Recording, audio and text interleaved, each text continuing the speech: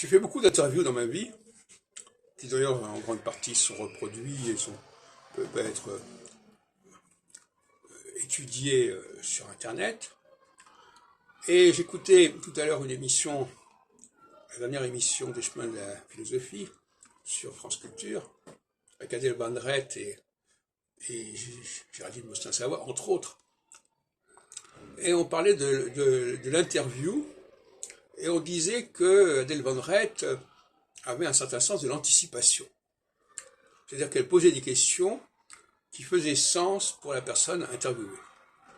Ce qui n'est pas donné à tout le monde, paraît-il. Effectivement, un bon intervieweur, c'est quelqu'un qui pose les bonnes questions.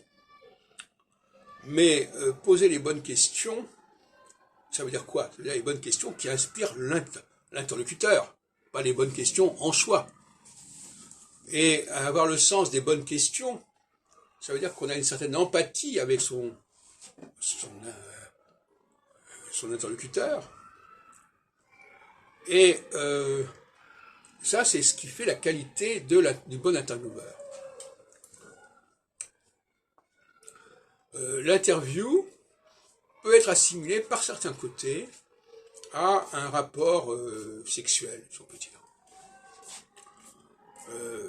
Faire l'amour, c'est aussi sentir l'autre, c'est aussi deviner ce qui se passe chez l'autre, comment l'autre va réagir à nos actions, à nos caresses, à nos mouvements, etc.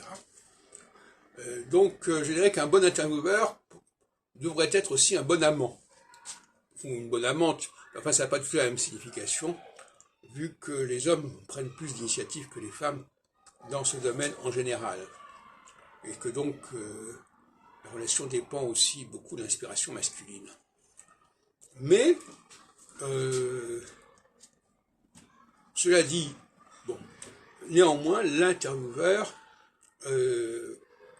moi j'ai surtout interviewé des femmes d'ailleurs, pour dire les choses comme elles sont, il y a un plaisir de l'interview qui est aussi, surtout quand on filme la personne,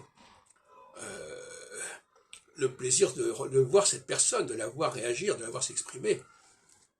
Le spectacle qu'elle donne d'elle-même, mais que l'on va susciter également, qu'on va provoquer.